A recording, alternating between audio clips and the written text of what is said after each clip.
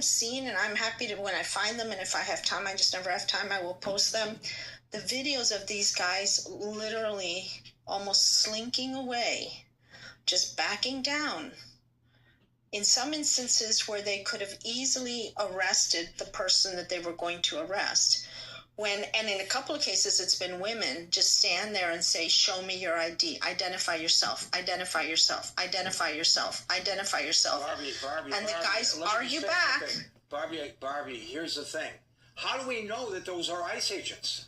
That's my point. They're not wearing badges. They're not wearing name tags. Their faces are covered. How do you know that they're ICE agents? Well, I don't think they are. Well, in actual fact, there have been cases where people have been busted impersonating ICE agents. Mm-hmm. They're going around and just messing around with people, and it's not even ICE that's doing it. So here's another reason why the ICE agents should be identifiable.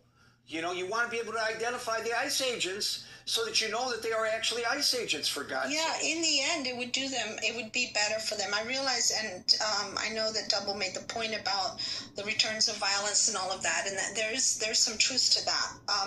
But in this case, and Marshall, we agree on this, it's just, they could easily arrest these people just normally, quietly, just arrest them. Just take the people you need to take, just quietly. You don't have to put on a show. So, to conclude, I really think it's a massive show. Arrest somebody.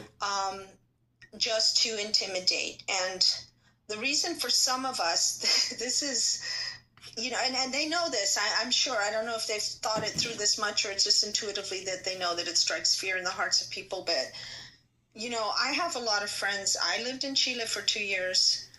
And studied theater down there, and it was during Pinochet, and there was a thing called Operation Condor in South America, and that was where several of the South American countries, the very repressive dictatorships from Argentina, from Chile, Paraguay, Uruguay, eventually Brazil, and a couple of others, did use these tactics and did disappear people and never identified themselves.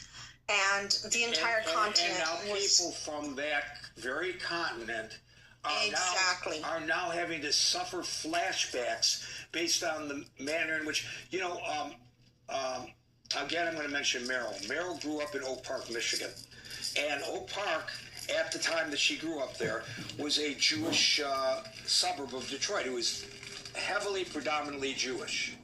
And there were survivors of